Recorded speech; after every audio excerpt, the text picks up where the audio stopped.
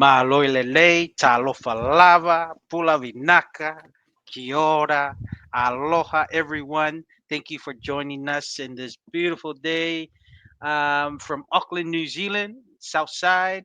It's a beautiful day here, still nice and warm here in New Zealand. We're looking to do another episode for today, and we're very happy to uh, be with you guys all today. Tua, how's everything going on your end, man? It's beautiful here in South Central Texas, 72 degrees in wintertime. Reminds me why I'm living in Texas, right? Because, well, everybody up north is talking about how cold it is. We're down here basically in beautiful weather. So, yeah, everything's going great. Donald Trump Nice. still running the show, and our governor here in his wheelchair is still killing it as well. So, Texas is still number one in job creation opportunity. So In everything in all the the Lone states. Star State, in all the In states. all the states. Yeah, Wow. Wow. So everything's going good down there in the good old USA, yeah? 100%. So things are going well here. A lot of excitement, a lot of business is coming down. So we're feeling pretty good about ourselves, Mr. Atearoa. Nice. Nice. Awesome. Just want to let all the viewers know that we're coming live on YouTube, Facebook, Patreon, and also Instagram. And also our favorite Elon Musk on his platform X. We're all live on those platforms. Good to bring you Polynesian Eyes podcast, a digital live cover session for today. But yeah, Yes, 100%. Got a comment here from Tease. He says, just found out about oh, this channel. Appreciate the work you guys have done. I recently dug into the work of Solomon Pele Oholani's Hawaiian genealogy. Hey, not oh, familiar with that who, geez, Tease. Yeah, so that's pretty cool. We might already, have to check him nice, out. yeah, nice. You familiar with Solomon Masi or heard any about his No, no, genealogical work? no, and tease. If you just keep emailing and message us, we are interested to know about that. Because I have no idea. Awesome. So Tease responds against found out that he believed in Hawaiians migrating from Alaska, which is very interesting. Kind of lines up with your dad's logic of coming from America. Yes, a Hey, lot of that knowledge is interesting. that's pretty interesting. Yeah. No, and I was gonna say, I don't think we've had any one of our viewers kind of share that idea to us of Alaska. Love that it's been kind of like that California coast with some certain Mhm. names of the Native American tribes to Polynesia, but Alaska, that's new. Tease, that's Yeah, interesting, man. now that T's bringing up of that the kind of some of the major details, I do remember seeing a gentleman making a presentation somewhere on YouTube or somewhere on social media where he was kind of walking over some of the reasons why he had that. I want to say maybe it was some of the fish hooks and fishing Mm, techniques or something like that, and then some other things as well. So, but appreciate that, Tease. Appreciate that. nice. One more comment. He says, "I wonder if Alaska logic is stemming from the bird um, that migrates from there." Wow, interesting. I'm not familiar with that. Oh, I think I did hear something about what he's mentioning some flock of birds that migrate between Alaska and Hawaii. I don't know the name Tease, but I did hear something like that. That it's Okay. one of like the longest journeys for any flock of birds to To migrate. make that. And yet, yeah, from one land nonstop from Hawaii to Alaska. So I did hear something Okay. about that. If that's what you're talking about, Tease, but that's just something I've kind of remembered. No, 100%. So we do for today's show, we're going to walk through a couple studies that we found. One is a study on the oral histories in Ha'amoa and kind of looking at some of the patterns, some of the Nice. conclusions that they came across from there. The other one is about stone, volcanic flakes, and kind of the patterns that they found. And we're going to have maybe, kind of look at those two things and see what kind of ideas may pop up from that. But before we do, we're going to just do a little political summary of some of the political leadership challenges. We'll call them challenges that Mm-hmm. are going on in our native islands across the Pacific. Oh, neat. Nice. Yes. Hey, Water Bears. Welcome, Water Bears, to the digital Hey, water conversation. bears. Always good to have Um, you, bro. says Alaskan tribes do have an Asian look similar to the Hawaiians. Shit, okukehe Asian yako ya Water Bears. The Hawaiians one is much more recent. Recent, Water bears. yeah. That's the one who came with takatsu and kalbi Yeah, and stuff. and the Hey. dumplings and all And of the that. dumplings. Hey, malo, Pork malo, bun. Water Bears. Clap, clap. Atafoyipu fonu ka Water Bears. Let's go.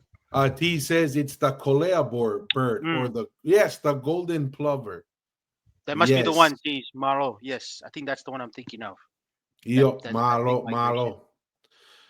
So with that being said, let's start with, we discussed this issue. I want to say issue here. Yeah.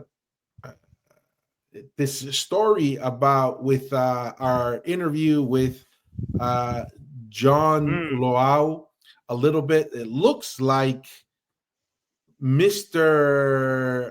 Brown from the Cook Islands survived the no confidence vote. So, for all intents and purposes, the Cook Island government, remember, I was thinking, man, is this guy acting like a rogue, right? yes. Is he kind of doing something the people don't agree with?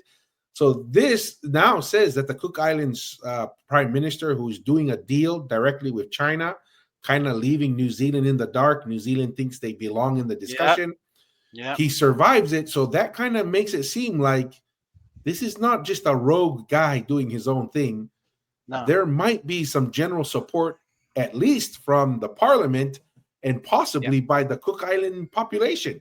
So this thing Right. makes things a little interesting. Any comments on that, Masi? No. No. I think the COVID 2020 has really made leaders, especially people who rely on tourism, like the Cook Islands, that Ah, they need to move to do something that to be in can't control of their own destiny. control of their own destiny. Exactly, because COVID really hurt Mm. everybody. And if you didn't learn anything from COVID, that means you've gone back. That's the definition of insanity. You went back to do the same thing. But Cook Islands, they've learned something that one, you need to probably diversify your economy. Cook Island is just simply a tourism sector of its economic part of its nation. So Cook Islands, now that we've come out of that, and this Prime Minister of Cook Islands is, he's doing a political calculation, moving towards building for the future, which probably involves a heavy investment from China. So Mm. that's what I'm thinking, and that's me wearing the Cook Islands hat. That's what I'm thinking. I would just keep going because me personally, I don't think New Zealand will do anything to threaten their ties to the Cook Islands or anything.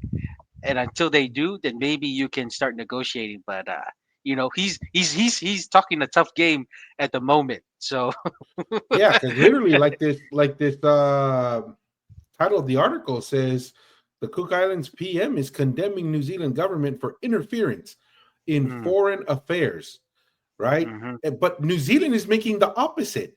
They feel like we're not being involved and they should have been consulted in the correct. foreign affairs. But you brought up an interesting point, Masi, and this is what made me think of.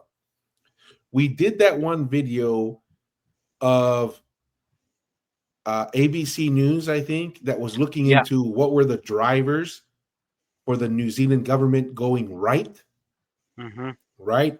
And they looked, a lot of it was anti Jacinda, and a lot of the stuff that she did that's Yeah. causing the New Zealand government, which is you can say the populace, the people, to move more to the right because of the heavy handedness and the strictness on which they handled COVID. There is now, they're having this conversation. Could be a result. Cook Islands is the Mm, same thing, like you said, because New Zealand was so heavy-handed in how they handled COVID, right? yeah. And because they're so heavily dependent on tourism, they may have felt like, hey, look, we can't, this is our biggest livelihood and we don't even have control of it. New Mm, Zealand can dictate to us how yeah, we behave, what we can and cannot do, which is could be one of who knows how many other reasons. But this could be another side effect, just like the New Zealand government going more to the right. This could be another side effect of Jacinda's leadership and the heavy handedness of how COVID was handled. Like you're yeah. saying, I No, think there's some truth to that. yes.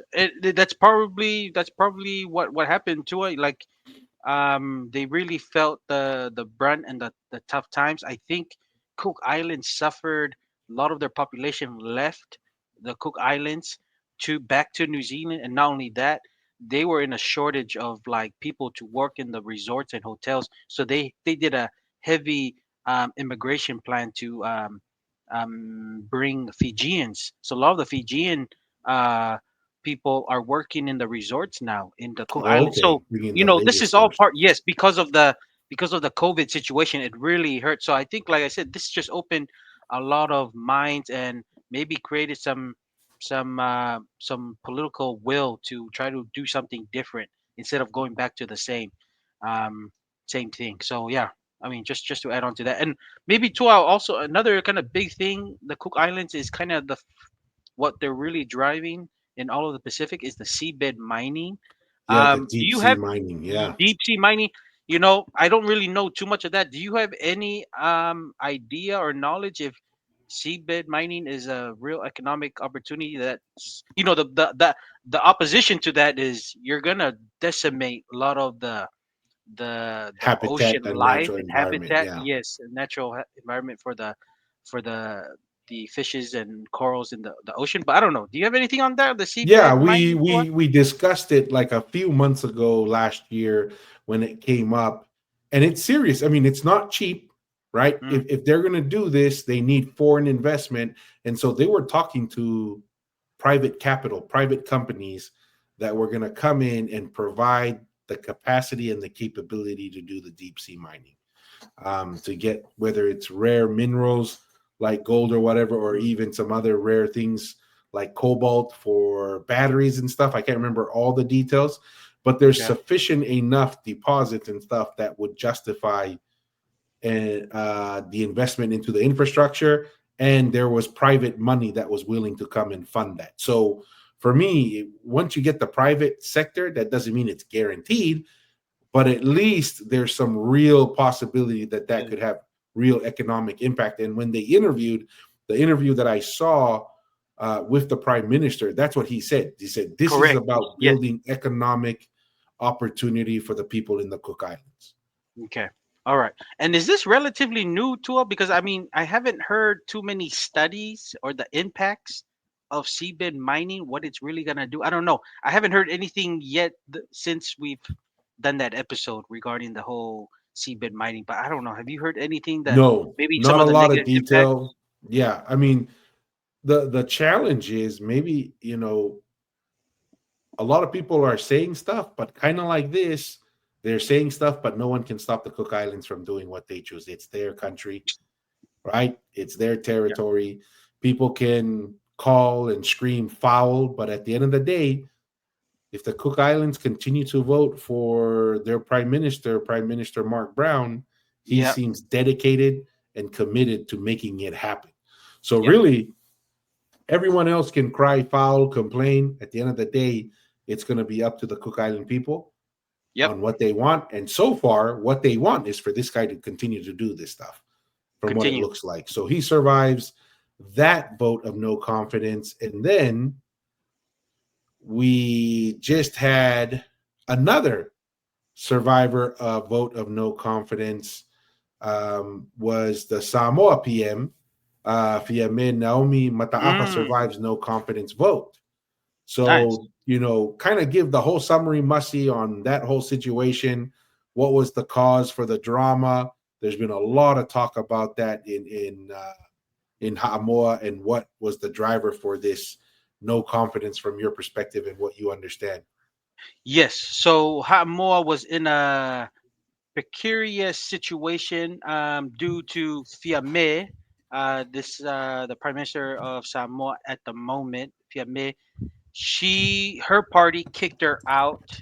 Her and I think four or five other individuals that's in her cabinet out of the party. So she was in the minority. So she was kind of in limbo between the two major parties, which is the FAS, the Fa'availeatua Watashi. I think that's kind of like the abbreviation they use. And then HRPP, which is the human rights, which is headed by Tuila Epa. So those are the two parties. And then Fiamē is right in the middle, kind of in limbo. But it looks like I didn't see the votes, Tua, who voted for who, if it was the HRPP, most of their party members voted for her to kind of keep her into her place as prime minister, or if it was or was it mix or both? But it looks like Mm. it could be a mix of both because, like I said, if she was going to be voted for no confidence, there's going to be another expense to do another snap election, and that takes time, and that takes time to do that. So to me personally, I'm glad Fiamē was resilient and withstand the no of the vote of no confidence. So yeah, things can move on. Oh, and it looks like was Pretty defeated pretty 34 to steady, pretty 15. strong Yeah, defense by her. yeah. So, and then there's also kind of like a constitutional challenge to Okay. whether so right because I think it says to be prime minister you have to be a member of a party. And Yes. so they're having some scuffles there. So this was just one of multiple means it looks like that people who are against her are using to try and remove her or at the very least distract her to keep her from accomplishing anything politically. Mm, yes, and so is that going to go through the courts? I didn't see anything of that because I know that was part of the issue too. That Samoa's constitution states that you have to be in a party to be Yeah. in government. So there was first a lawsuit about removing her from the party or something of that sort, and then the courts said this is a party issue, not a legal issue. You guys need to go figure that out. And then there were rumblings about she can't be PM Because because of she's not she, affiliated with a party. Then there were talks that she was going to form a party. I didn't hear any updates as to whether that actually materialized. And then all of a sudden, a vote of no confidence was called, and then she had to defend that. So, I mean, this is a lot going on. Tonga went through the same thing, right? Tonga yeah. had a vote of no confidence Well, twice. well, well, only once, right? The second one, it was about to happen, but my man, Oh, that's Xiao true. Shishiwa, He then threw he the knew curveball. he did the easy. He just resigned because Resigned. he couldn't dealt with not knowing if he was gonna make it or not. So he resigned. At least Fiamē and the Cook Islands they stuck it out because I think they knew they had the vote. So you know who knows. But yeah, Okay. that's what happened. So there's that one. And then to end, before we get into the studies, we get into another saga that seems to just keep continuing. Every time we think, like, okay, maybe this is going to blow over, but there was that whole fiasco of the Miss Pacific Islands and, the fraud or the cheating. They held him in the Solomon Islands. They won't let him go back. They finally, the Samoan government writes a letter. He gets released. He goes and does a bunch of podcasts where he's like, I didn't do anything wrong. I'm actually going to sue. Was it Mata Maungaloa? I think Hmm. is who he's going to sue her and do all that stuff. And then this pops up, right? Solomon Islands considers fraud charges against Samoan beauty pageant judge, right? And it That's says great. here, it's crazy, Uh, right? It crazy. says here the Solomon Islands Minister of Home Affairs is considering fraud charges against Samoan beauty pageant judge who is at the center of controversy following the crowning of the 2025 Miss Pacific Islands in Honiara. So they talk about the stop order, and then they Mhm. talk about the fraud, I really want to just focus on, which is really unfortunate. So this is Miss Samoa and Miss Tonga, right here. Yep, the And top really, two. it's really unfortunate because they are the ones who suffer, right? The average citizen, the Yep, whole thing, like everyone's gonna move on, right? yep. Whether Tonga or Samoa wins or whoever wins the pageant, it's not the end of the world. But these young ladies, not just these two, but all the young ladies who participated, they are the And ones prepared. Yeah. who are losing. Yeah. Mm, Um, let's see. They're just kind of rehashing it here. yeah. He also acknowledged it was wrong. So there's some drama about posting it on social media. Talks about the Samoan government reaching out with a letter talking about their citizen and getting it released. But we'll see what happens. Maybe is this Yeah. just clickbait by this RNZ New Zealand uh, media thing, or is there some possibility that this guy could be charged with something? I mean, they at the very least they held him at the airport. Yes. One I would mean, there think is. you might Yeah. have something if you're going to hold somebody. But any kind of thoughts on that, Masi? No, I think I did mention it on the last time, Tua. There needs to be a serious push on having people who don't like, if you're a Samoan or Tongan that have a consistency there, removing yourself and having people who are non, that really don't have a bone in the fight, with the just to keep it neutral. Even if you did go, let's just say neutral, and it was the right decision, and then maybe there was a mishandling of the paper, but you're giving that outlook on people with you taking away that whatever decision at the beginning, or then taking it over that's going on social media, that it was a different decision. But just to remove all of that, have a Fijian, have a Tuvaluan with some other, have a Hawaiian there, have a Maori there. The other Polynesian nations that didn't have contestant Yeah, competing in the thing, because at the end of the day, then when people start looking into, like I did, that the Miss Pacific pageant is developed and started by the Samoan government for tourism, right? So why so would you there's not? a conflict of interest there, There's and some they've won even it the conflict of most, interest. right? Yes, see, right, yeah. So I mean, and that's fine. You starting something because that's a good thing. But just to remove a judge of Samoan and you have a Samoan there, like, come on, it's just a common sense thing that they should have thought of this well before. But Totally it's avoidable, right? yes, now they have to react, and hopefully they learn this in the future. So that's just me. I don't know if you had anything, Tua. Yeah, the so Fiji is not participating, which is kind of unusual. That's a major player Mm. in the Pacific. And then I also read that the CEO of tourism is saying Tonga is now considering withdrawing, Oh, okay. right? More lost So opportunities for the women because that's a yes, that's an opportunity. Yeah. yep. So once again, kind of disappointing to hear this. Not just that there's potential fraud, but just this puts a taint on the competition, makes things more difficult for the pageant, and I think it's a good thing overall for the Pacific. So it's just kind of a bummer that that's where we are now. Yeah. Um, any kind of other just general things, Masi, that you think might be of interest to bring up?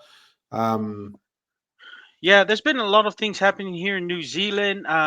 There's been a lot of talk on there's this church called the Destiny Church that kind of came yes, came up and stopped the LGBT parade, and also the drag queen storytelling for kids in a library.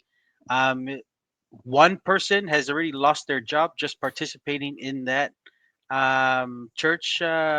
You say protest. That's kind of scary if you're working, and if you in your personal time that you go and protest something that's not that is perceived as you're in the wrong not a place. sponsored event or whatever, Yes, right? not a sponsored event. You can lose your job. That's pretty crazy. And I hope that gentleman. I think people will know that I think he's Bailey Malala. he can go to court, but sometimes the court judges here in New Zealand are very left. But hopefully he can sort that out, because to me that's not right, man. Because that's kind of scary that you're limiting your freedom of on expression, your and that's part personal of time. protesting. Yes, and the other thing is, and I've looked into these things. These events are sponsored by the government, from what I looked. So there are taxpayer money going to these events. They're not private or solely funded by interest group or a lobbyist. This is taxpayer money, which is pretty crazy. That's encouraging these kind of events. Not only Mm. that, that story time, that storytelling thing that's happening, that happened at a public library. People are So in a saying public space. it's in a public space, and I don't know why. I don't know why there was police that were stopping them, because that's a public library for everybody. So that protest had every right to be there, and that's what caused a little scuffle. But it wasn't that bad.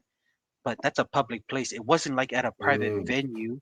It wasn't at a private venue, a private invitation. It would happen in a public space. So that's free game for everybody, And then to and be funded by then taxpayer funded by dollars. taxpayer money. Yes. Interesting. So I had no problem with the protests of Destiny Church. They had every right to do that, because, like I said, that's Wasn't public fund violent or money. anything, was it?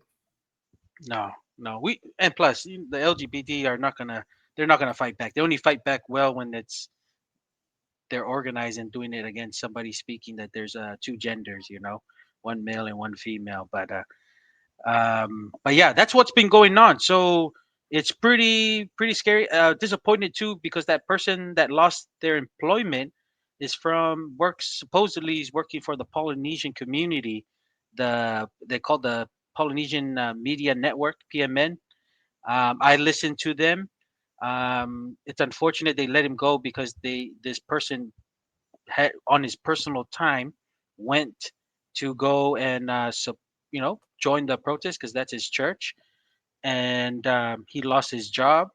So even if you think in the Polynesian, if you take a vote for the Polynesians, they align with the person that lost their job regarding their faith. And I want to take the viewers too to remember the Polynesian players who said they're not going to wear the LGBT in The the jersey. NRL, the jersey, and they were Was it able to for the Sea Eagle, the Sea Eagles, Manly team? Manly Sea Eagles, because it's not part of it's not part of our faith. We have, we already have we like this Western idea of somebody being a girl or a boy is a very new thing. But the Polynesians, we've already had it, but they have their own Yeah, place and own role, and it it's a different. existed before. Yeah. Yes. So we've dealt it a long war, but this whole new Western idea that we've got to join this uh, this LGBT group here, and align to their ideas is wrong. So PMN, and I did listen to a podcast. PMN, they received their money from the government, so who knows if Mm. the government was pulling their I don't know, strings to do 100%. something. So, but the Polynesian Media Network, that what that person did and join the protest for what he protests against is uh is a majority of the Polynesian community. So Mm. that's just me, my thing there. I don't know if you had anything to it, but that's kind of like the big thing that's happened in the past couple of weeks here. No, I just see some parallels with what's been discovered here in the US with Doge, right? A Mm, lot of these things, we find out later that some of these activities and NGOs, mm, they're mm. being funded by taxpayer dollars. And that's a Taxpayer dollars. challenge Yeah. because some of the things that are being funded with taxpayer dollars are very much against the religious beliefs of certain people. And I'll tell you, if it was the other way around, right? Mm, If it was taxpayer dollars to fund religious ideology, the other side would be upset, which is why typically you don't involve taxpayer dollars in those kind of things and you spend it on what matters: yep. roads, bridges, right? And those kinds of things, infrastructure. that Yeah. benefits everyone, regardless of what you believe and where you stand. Correct. So one more comment here. Daniel Mafileo says, Malo kautama. Hey, malo Daniela, Daniel. malo abito. Thank you Welcome for to the joining us. live digital kava session. Yes. So, with that being said, we're gonna, depending on the time here, we may just go through one of the Okay. studies here, but we'll go ahead and share it here real quick. So, this one is by Sean S. Barnes and Terry L. Hunt from the Department of Anthropology of the University of Hawaii Manoa campus. So, the major campus there of University of Hawaii at UH. So, this Mm, study is kind of interesting. Uh, they'll describe it, but in summary, they looked at a lot of the oral histories from Ha'amoa, okay. right, to try and make conclusions in regards to patterns of the oral history and see Mm-hmm. what they could find on what was the relationship of Ha'amoa to other parts of Polynesia. Okay. So if you're good, Mussy, Let's if you go. could Let's go. read that highlighted area all the way down to right there. So it starts with this and then this article. If you could just read through those points. Okay. All right. What's that topic? This, Sorry, it our starts with logo. this. Yeah. This. All right. So this article represents an analysis of previously published Samoan oral traditions in the investigation of Samoa's pre-contact connections to Tonga, Fiji, and other islands of the Pacific. From our study, we draw three conclusions. This is bullet point one. The strongest is that there appears to be a high degree of interaction between Samoa, Tonga, and Fiji in pre contact times. The weakest, this is the second bullet point, the weakest is that Samoa's pre contact relationship with Tonga may have been more continuous and one of distant practicality Hmm. involving marriage, politics, and war, while its pre contact relationship with Fiji appears to be more mythic, concerned with ghosts and monsters and with time long ago. Third bullet point.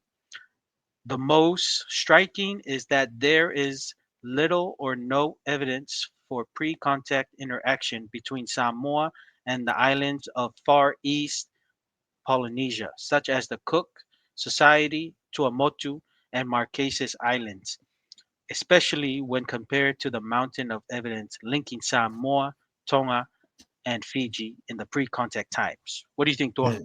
Yeah. So the first thing that sticks out, that first bullet point, well, that's pretty obvious, right? So they look Yes. at those oral histories and they say, oh, Tonga, Fiji, and Samoa have a lot of interactions with each other. What was a little surprising is that second one. Mm, That second one is very little to uh oh, so sorry, no, it's that third one. Sorry. The second one is the relationships with Tonga is very practical, very strong. It yes. almost seems like There's no way to separate the two. there is no way to separate the two, Yeah. right? Because everything is so fluid in regards to politics, marriage, war, even the movement of people. When we look at a Yeah. lot of the oral histories and the stories, Samoa people are coming to Tonga, Tonga people are going to Samoa, and it's going back and forth, intermarrying, right? Sharing of ideas, even games, right? Yes. Different games. Yes. Like we've The said Hamoa before, way, Hamoa yes, way, or the Tongatapu way of playing or how to conduct the games. That's funny. yeah. I mean, and even it feels like more like a village, one village versus another under the same Yeah. nation, right? Yes. Yes. So that's something that was kind of interesting there. But the one that stuck out the most was that third one. Their Mm, analysis of the oral history based looks like a book, right? That mm-hmm. was put together of Ha'amoa oral Oral, history, oral history. little to no connection to Eastern Polynesia. Mm. Interesting, Interesting. right? Yeah. Because we've had viewers kind of share their ideas of the connections, especially with the Tui Manua, with East Polynesia in some of their songs. So yeah, that's interesting. Yeah. Interesting. So that to me is kind of striking, and and there we're gonna go a little bit more into how or why they came up with those conclusions. So what I've done is I've just highlighted certain portions of this, and we're just gonna skim through and stop through the sections that I've highlighted and just have Let's go. commentary on it. But just so that the viewers understand, this is the summary, the overview of what they found. Yeah. We will have one more comment. All right. Nelly Yo, what's up, Kapitawa Nelly?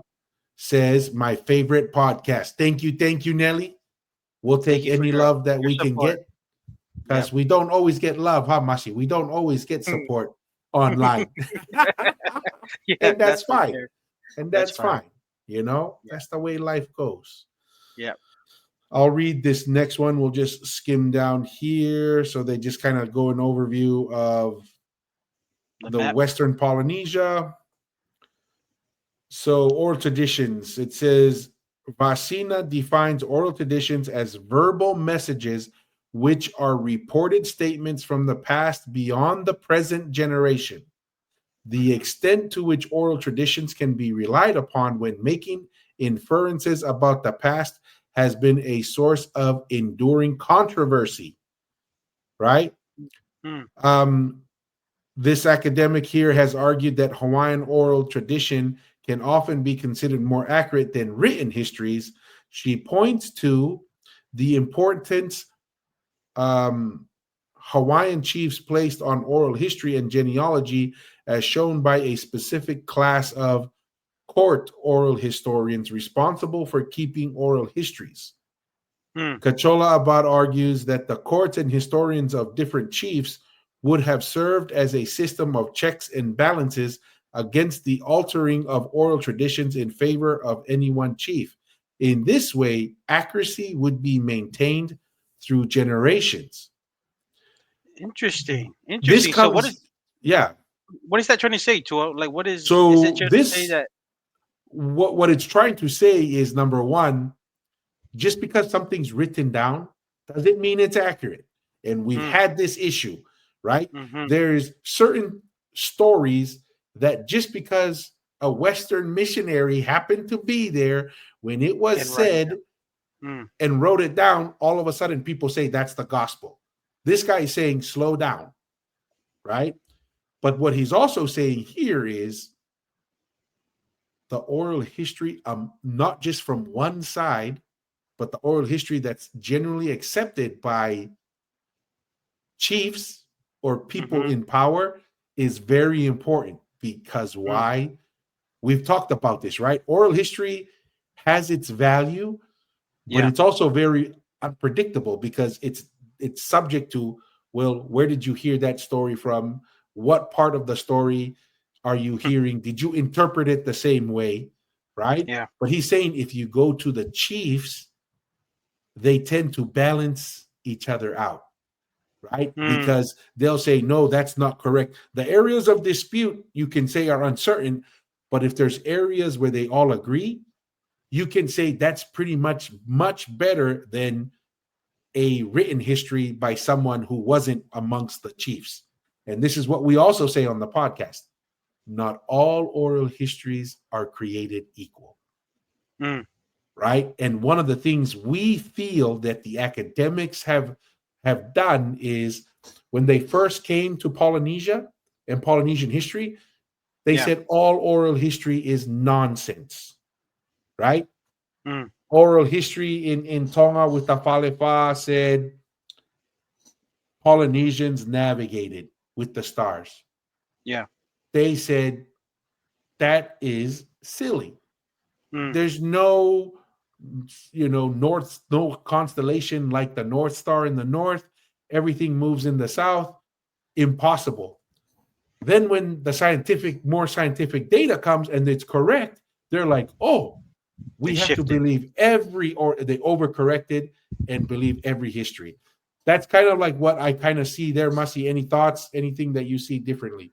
No, that makes sense when it does say when I'm looking here that you have multiple chiefs and that tends to balance out the oral history and especially fixing the gaps because right we've already we've already talked about the weakness of oral history, especially between generation and generation, because you lose a little bit. But when you Hmm. have a bunch of chiefs, that will that will balance it out and fill in the gaps, so it doesn't. It will more likely bring out the truth out of that true history or oral history of that particular situation, instead of just having one person saying that that's correct, because each of those high chiefs or influence people in society will add their knowledge to it, and then you would see them debate and discuss which one is the correct history according to their Exactly. customs and protocols in their culture. Yeah, Yeah. because you have to remember when someone is telling a story, it doesn't matter. And whether it's the news, the article, or a witness, Mm, just like oral history, you have to be able to accept the fact that why are you telling this version? Are you telling it to achieve a political purpose, a social ranking? And so you have to be able to accept that oral history could be driven by those things. And mm, therefore, that's why the consensus is more important, right? yes. If everybody agrees to it, there's higher probability that that's close to the truth, Mm, because everybody has their biases and their self interest. yeah. Did you want me All to right. read that next paragraph to her? Yeah, read the next one. Okay. However, Olaf Nilsson, 1925, a highly regarded leader in the Samoan independence movement of the 1920s, claimed that Samoan legends and genealogies could be very fluid depending on the waxing or waning social status of the teller or the subject. He argued that as a chief increases in honor and dignity, genealogies and oral traditions relating to that chief were often revised, but such revisions were quite justified by Samoan custom. Hmm, interesting, interesting. So So, things what I got out of that is, depending on the chief, if you have status and you tell a story, all the lower chiefs will justify it and saying that that will be fine. Is that what I'm getting? That's what I'm. yeah, that That's what I'm they getting could at. make changes, They could make right? changes.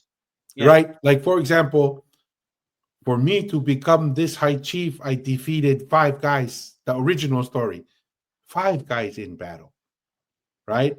Then he becomes the high chief. He says, hey, guys, I actually defeated 20 guys, right? Hmm. And then the Yeah. lower chiefs will be like, you know what? We've heard the five We'll guy adjust story that. for forever, but we're okay with making it 20, Okay. right? Because Okay. that's why he's saying he claimed these legends and oral stories can be very fluid and they can change, because that's his counter to the other position of the other academic who said, as long as they're consensus, you're probably pretty good. But then he gave an exact example of, I know for a fact in Samoan um, culture, Yeah. they've made those changes. And just because they all agreed doesn't mean it's true either. It's not 100% for sure. So Mm. it gets a little bit, they're kind of countering each other. Interesting. Want me to continue on, Tua? I can Yes. continue on here. So, Nielsen, 1925, also argued that the accuracy of oral traditions was dependent on cultural factors. He offered a very practical example of how oral history can change to suit cultural needs. He told of an old man who wanted to settle a boundary dispute with his neighbor, a very delicate matter in Samoan culture. Instead of provoking a face to face confrontation that would not only be culturally inappropriate but possibly violent, he begins to tell his son invented stories of how, in the days gone by, their family owned the land in question and how it was lost through some weak family link in the past. The father then allows his son to grow up believing a version of altered oral tradition. In this way, the father gave the son a way to make a claim on that land by blaming a past member of his own family through an invented legend, while avoiding placing blame on any living member of the other family. Direct confrontation and interpersonal conflict are thus avoided. Thus, the land claim may be peacefully cemented through altering of oral traditions. Nilsson, 1925, argues that legends and genealogies are altered little by little through time, through situations like this. Indeed, in Samoa today, there is a law, there is a lands and titles court that regularly operates outside the realm of Western law and often deals specifically with disputes in oral traditions. Interesting, Very right? interesting. Mm. This is I'm pretty why. Go ahead, I'm Muzzy. pretty no, I was gonna say I'm pretty sure there's some our Ha'amoa people use the same idea back in Tonga that came from Upolu and stuff to Tonga Tapu, because I think there's some Tongans I know probably do the same thing like this Yeah, to avoid confrontation. it's a You just tell the strategy. next generation, yes, tell the next It's a generation. political strategy. It's an Mm, economic strategy, right? And so these are the type of things that we have to be aware of, mm, right? This is another reason why we say, guys, there's a place for oral history, but you know what really strengthens oral history? ruined. Archaeological evidence, the Yes, ruins.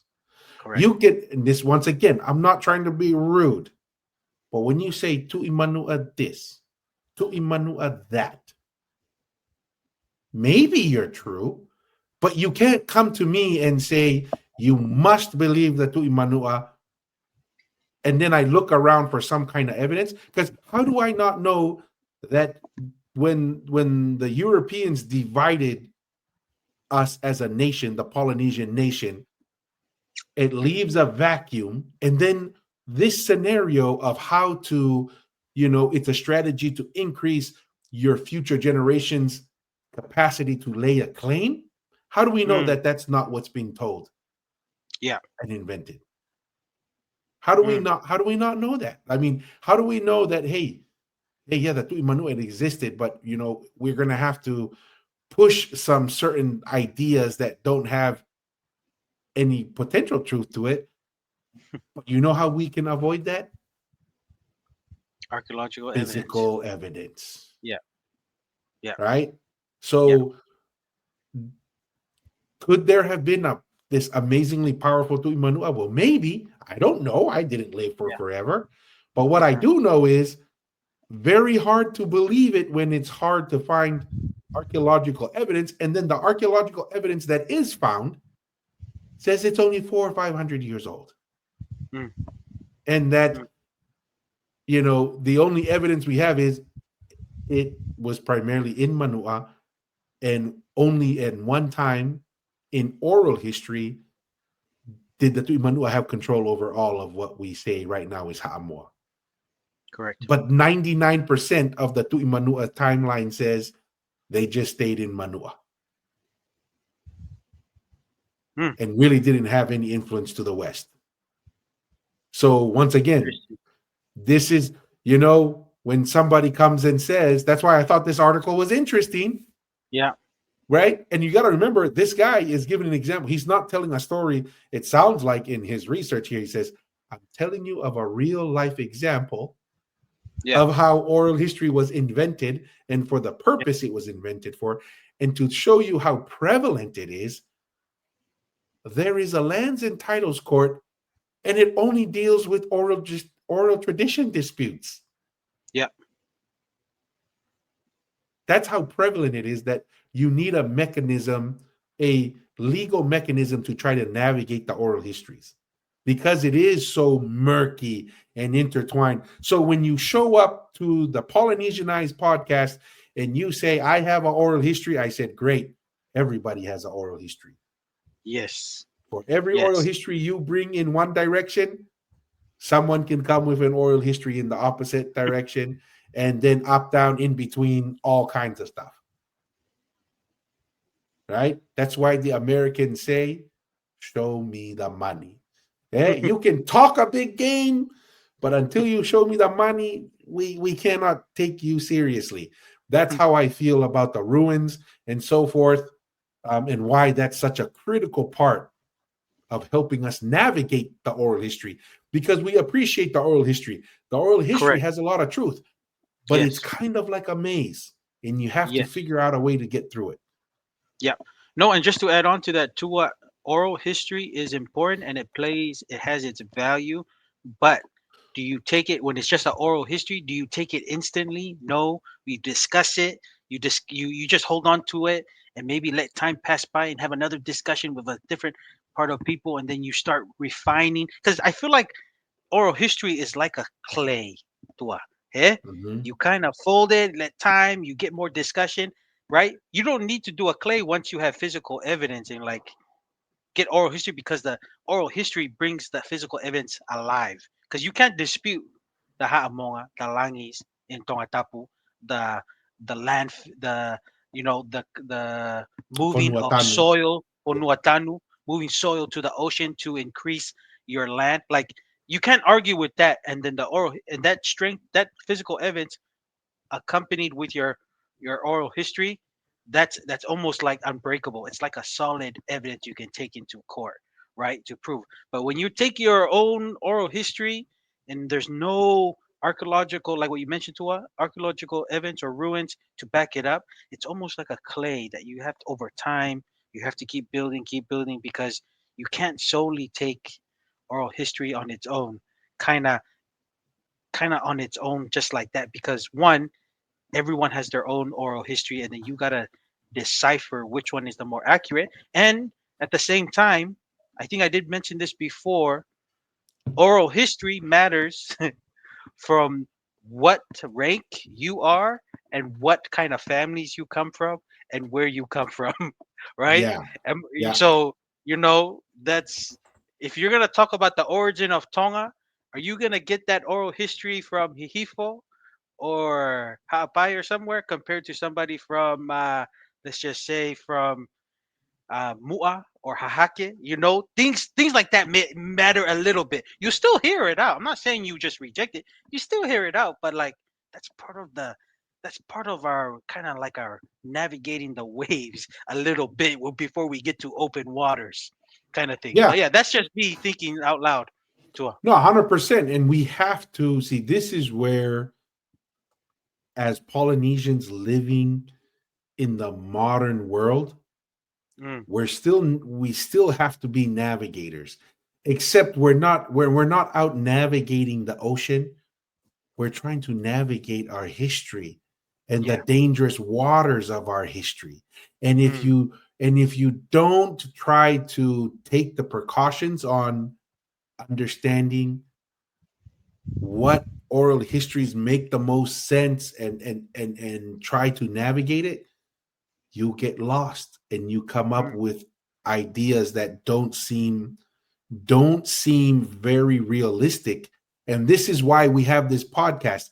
If you're only going to go talk to the people who believe the same oral history like you do, and only say the oral history you believe in, and you don't challenge some of it, mm, then you're going to limit yourself, because there's a high probability that only a small percentage of that oral history that you're listening to could be accurate, yeah, yeah. right? Just have to be mindful and careful. Yeah, yeah, Yeah, and you exactly. have to you have to bring the oral histories together, compare. Where do they match up? Where do they don't? How common is this story, right? Like Mm, you just navigate it. How common is this history and this story? And then say, where is the physical evidence that I can solidify, yeah, right? This yeah. whole thing. So I looks can like there's a continue. couple. Yeah. Oh, Okay, real just quick. Well, let me know when to continue yeah. reading. To you ready? So real quick, Wada Bear says first ever Tongan ward in Missouri is crazy. I think that's where Kaba University is. Oh, Not sure if nice. they have a Ha'amoa ward though. That's new. Next, I didn't know. I didn't know there was a yeah, Tongan ward there. To Did you have any idea of that? I had And seen Kaba University Lolo post some activities and stuff that they were doing. okay, I was like, I wasn't sure if it was a ward or a branch, but I knew okay. that there was a community of No, Tongans over there, and I know there's a relatively strong community of Ha'amoa in Missouri. Independence. Yes, I've heard of Yeah, that. yeah. So Water Bears also says 7 Tongan stakes in Utah, 2 Tongan stakes in the Bay Area. No Samoan stakes. Do you think Ooh, it has to do with anga of both of the culture? What are your ooh, thoughts? Man, interesting. Water Bears wants to get us controversial right off the All bat. right. What are your No, thoughts, no, Masi? um that is interesting, because I know there were talks of in Utah to have a Samoan state because there were many Samoan wards within the Tongan states. Right now, there's a Samoan president, Shifonua.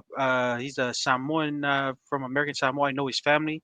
When I lived in Samoa, he's the president of a Tongan state, and he has counselors of Tonga and Samoan. So, but it's still under the Tongan state, and I think Water Bears brings a good point. Why is it only Tongan stakes? Because we're the very small one. In theory, the We're the very smallest.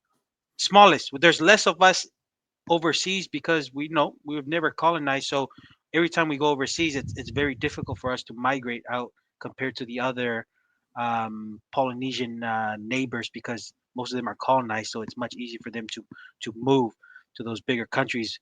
But I think it has to do to me, it has to do with the church leadership trusting the Tongan way of doing things, in my opinion. And when I say doing things in a way of loyal followers of the faith, I think that has a big deal to it. I don't know. That's what I'm thinking because there's a lot more Ha'amoas than Tongans in overseas, and Yeah. it's not And close. been there longer, Been right? there longer, It was a lot right? harder for the Tongans to migrate overseas because Tonga was independent.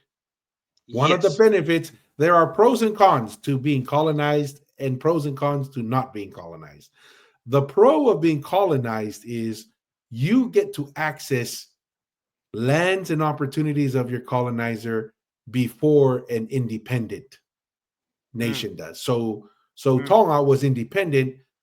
There was much less opportunity for Tongans to go overseas than it was for Kauhamo, yes. Yeah. right?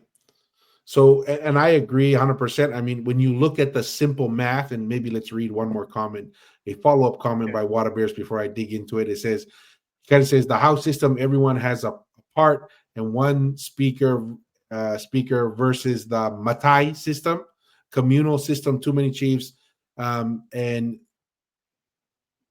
seeking, I don't know what, and Starting soughting after. after a higher ship.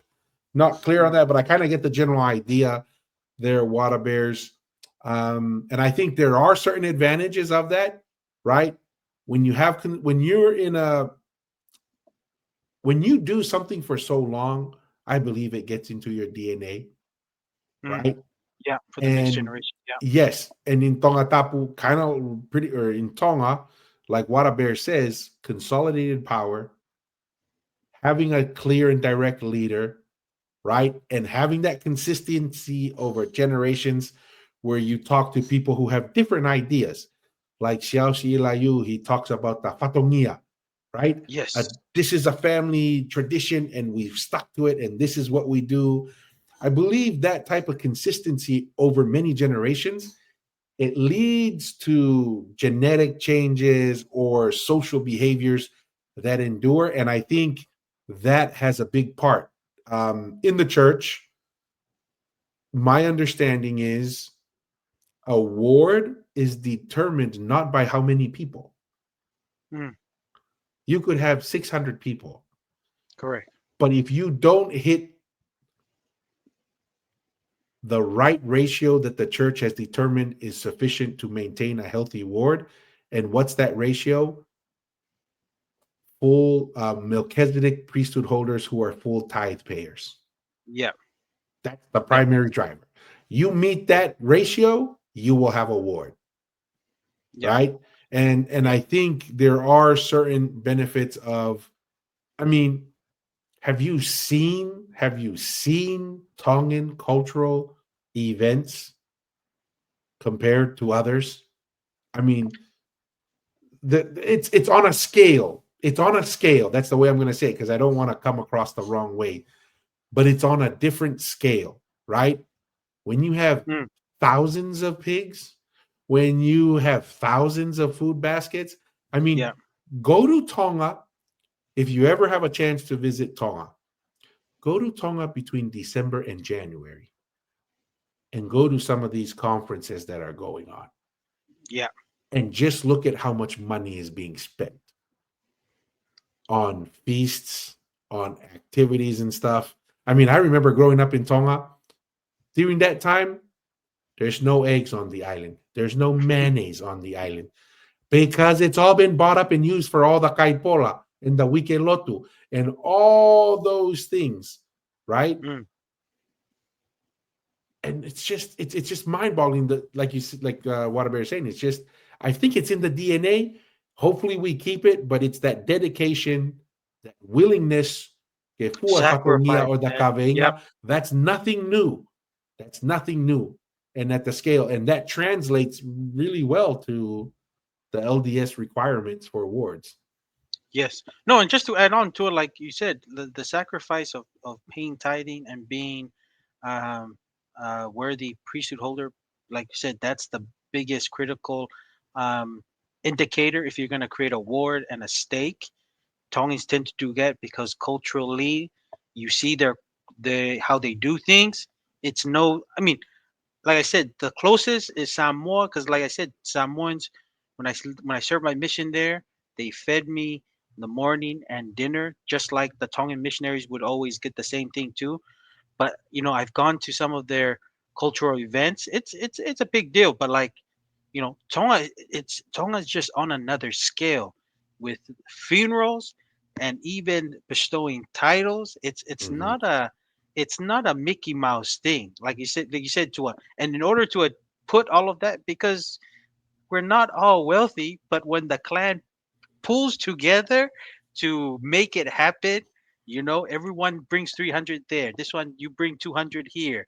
You bring 50 baskets there. You put it all together. And all of that is you need to work in coordination and work um, in a mass group and have one single people, or you can call it the Ho'eki and some of his advisors and stuff that work under him. They're all kind of managing and all working in a unison um, direction to achieve an objective. So, and Tonga's been doing that for a long time, very long time. Thousands of So years. Yeah. thousands, thousands of years. So it's just, I think that's a big reason why we've kind of prevent, right? You need to work together as a people, having more centralized authority to avoid colonization. So it's just why when Tongans do something, we don't do it small. Sometimes it's difficult because, right? Some people say you shouldn't do things big there and there because you might eat noodles for the rest of the month.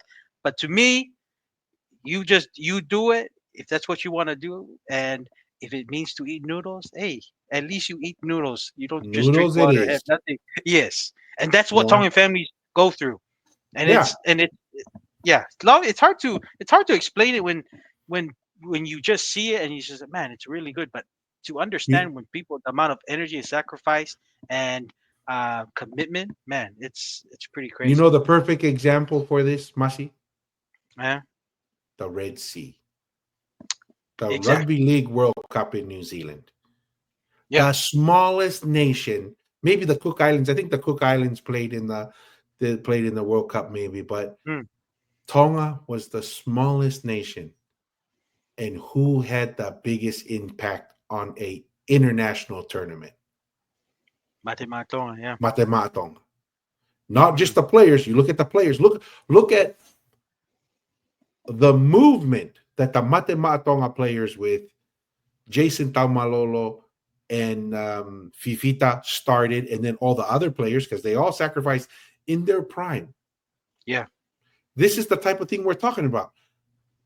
Why did it take Tonga to do that? We're the Yeah. smallest in size, in volume of people. If you put up the value of the economies, whatever you want to say, Mm. it doesn't make sense. And then Mm-hmm. you look at the stadiums, the smallest amount of people were the most amount of people in the stadium, Mm. right? I mean, this is, and then that's the same impact it has on the church. It has, I Yeah. mean, there's just got to be a pattern, and yeah. No, no, and Tua, and I think, see, right, and this is kind of part of the pros of not being right, being independent since your ancestors stepped foot in in your land of inheritance in the kingdom of Tonga. Because why did it take Tonga? Because people still feel culturally tied. A lot of those players are born overseas, New Zealand Mhm. and Australia, Some of Fifita them and never been to Taumalolo. Tonga. Some of them never Yeah. been to Tonga, but and you could argue you can argue why did it take Tonga and the Samoas just started doing it? Samoa's migration's been happening overseas much longer, Hmm. but how Hmm. come they didn't fill the pool to play for Samoa before the Tongans did it, right? But it's just you can argue the cultural ties is a lot, and the cultural ties is only stronger, in my opinion, because its people sacrifice and work and make it important. I'm always amazed to her. We're the only Polynesian nation at the moment that a Tongan lady can have a store or sell Tongan koloas at their house and make a profit and make a money because that why is a Tongan mat or a ngatu valuable? Because you still have a lot of people in the Tongan community practice it, and then people will buy it while they give you the money to do whatever you have, and they'll take and hold you on your koloa until you pay them back, because if you don't, they're gonna keep it and then they'll use it for their own That's the cultural uh, collateral. Yeah. collateral, right? So that's what I'm saying. I don't know any Ha'amoas, Cook Islands, You go give Tahitians a mat. Yeah. up give a mat because somebody's willing to pay that much to hold it for you. It's a business. It's a business transaction. If you can't get it back, they're gonna pay you thousands of dollars so they can hold your mat. If you can't pay that $1,000 back in 3 months, they're gonna keep it. Like they're all over Auckland. I see them all the time. My wife and I, my wife needed a kie. I told her she knew a Tongan store that was had it up in Papa Toi Toi. She went and grabbed a kie that nobody was able to purchase back, but it's the stores now. And then I think she got it for like $200, 200, and it's not cheap stuff, man. No. So that's what I'm saying. I don't. It's the cultural stuff, man. Like it's only important because the people make it important, and it's through their commitment to practice cultural protocols and cultural commitment to their responsibility. But Yeah. And I do want to just reiterate as we get back in here, that could have been one of the pros of not being colonized, like you said. The negative was Tongans didn't have access to resources and markets that were available to those who were colonized because we remained independent. mm, Um, but what's the pro? The pro is cohesiveness of the people and the culture, yeah, right? So that's interesting. You want to read the in the yeah. edition? All right. So, in addition to investigating the accuracy of oral traditions, one must also practice what Tosh 2000 called internal criticism.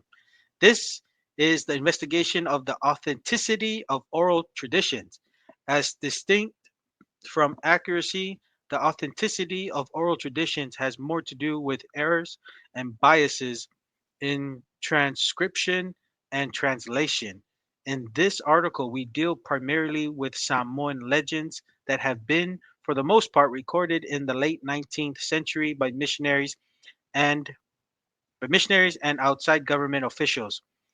To accept these writings as authentic Samoan oral traditions is to imply that those who recorded them were motivated by nothing other than an interest in history. Clearly, this was not the case, as no less an authority than Tuiatua Tupua Tamasese, the patriarch of one of the royal families of Samoa and a former prime minister, pointed out.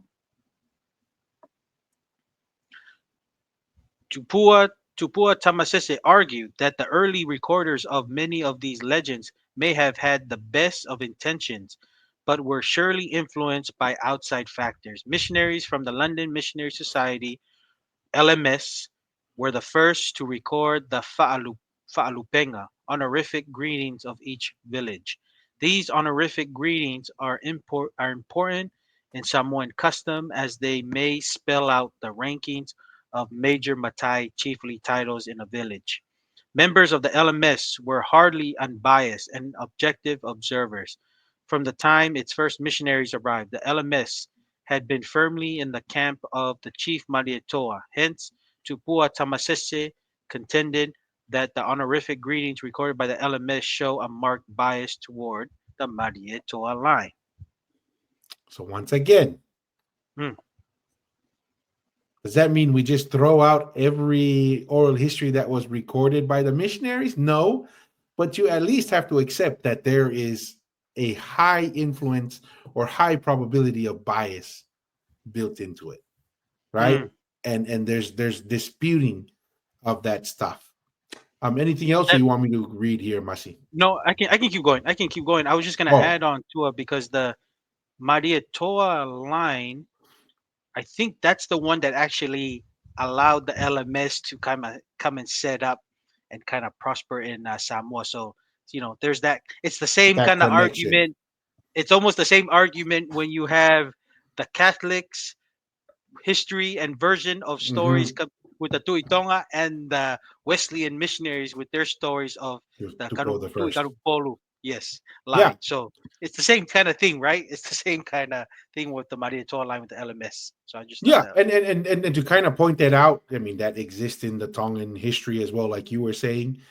And you notice we had this comments with one of the followers slash viewers on oral history. See how strong a oral history that even something that's recorded correctly can be interpreted incorrectly.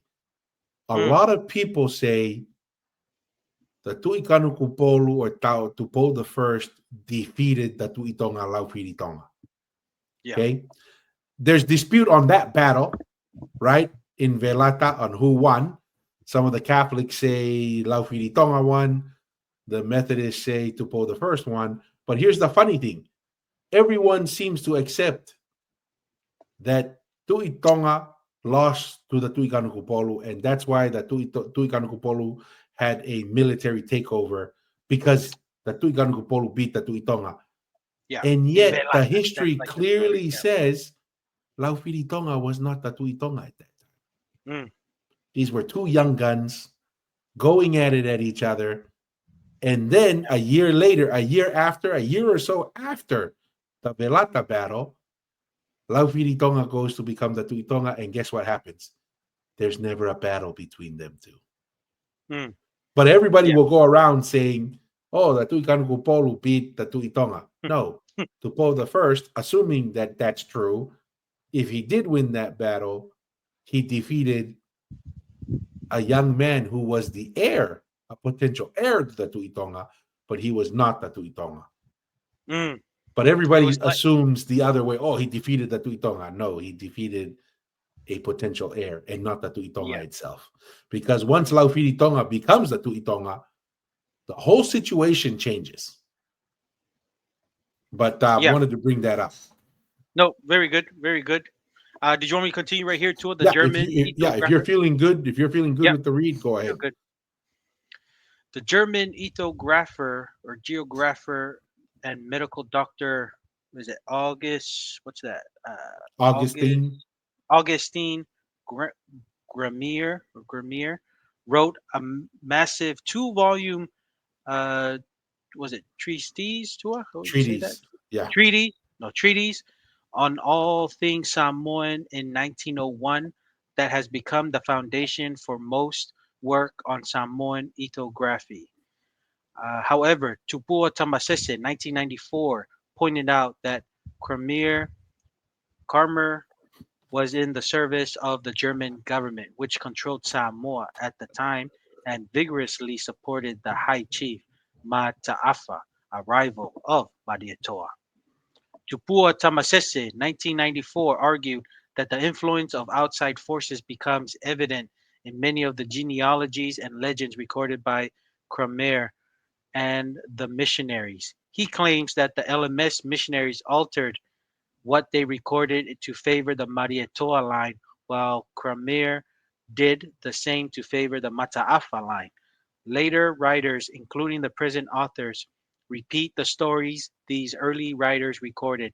This repetition serves to make the stories appear to be some sort of unbiased standard when in reality they may be a reflection of the internal political machinations. What do you, yeah, Tua? Was that Yeah, I would say machination? machinations. Machinations of both the outsiders that originally recorded them and the indigenous informants that offered them.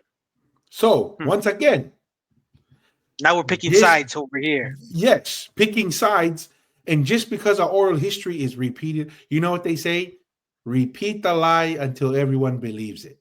Hmm. This is a trick that the mainstream media does, right? That's what they tried to If do to Donald Trump. He's yeah, indicted. He's a if criminal. everybody says it, then people say, "Oh, everyone is saying it, it must be true." That's not always the case. There's Hmm. biases behind it. Once again, when you hear a certain oral history that could have been created, and you hear it, we don't blame you. It's natural human tendency to, I've heard it, I do the same thing all the time. When I see a certain story in my feed a lot, I'm like, oh, there's a possibility this is true, right? When in Hmm. reality, it could be just people Yeah. repeating a false story. So Hmm. that is also true of oral history. Go ahead, Mas. These issues of accuracy and authenticity are very real concerns when using oral traditions to investigate history. Indeed, any per usual of the literature on Samoan oral traditions presents the reader with multiple versions of any one story. However, our hope is that the evidence presented here reflects a larger historical pattern. We analyzed over 200 published legends, multiple genealogies, and personal interviews. The evidence from Samoan oral traditions presented here appears to be clear both in the strength of Samoa's connection to Tonga and Fiji and the weakness of its connection to East Polynesia. It is our second conclusion: practical connections to Tonga versus mythical connections to Fiji that makes the kind of inferential leap of faith that is most susceptible to the nuance altering of oral traditions described above. Hmm. So, what I take from that is if you take a whole volume of oral history and you try to see the overall patterns, they feel comfortable saying that could be a better indicator than trying sometimes to get into the weeds of each oral history because some of them contradict each other. That's the way I kind Hmm. of read that. Did anything stick out to you specifically, Masi? Uh, nope, nope. Just their connections to East Polynesia, because like I said, we've had some viewers kind of mention that More having a stronger connection to Eastern Polynesia, referencing them as the origin, kind of where everybody kind of spread. But yeah, that's just Yeah. interesting, you know? Well, see, that's the thing. Who started that idea, Yeah, right? yeah. It could have started repeated so many times, but then It when you it was go to the actual documented, that hmm, doesn't seem to have any that connection or reality, relation. Yeah. right? So that's where things get interesting. Once again, Hmm, this is why ruins and archaeological evidence matter, correct. right? Because you can easily, very valuable to have oral history, but it can also be so fluid that you get lost in Yeah. it. These are they kind of go over some creation legends. It talks about the roles of Tonga and Fiji pronounced. I'm just trying to see if there's anything here. Hmm. Kind of the stories. Yeah, we'll just read through it here since I Okay. highlighted it. I'll read I it. can. The Okay. roles, I'll read it. I'll read it real quick. The roles of Tonga and Fiji are pronounced in Samoan oral traditions, and these connections go back to the very beginning.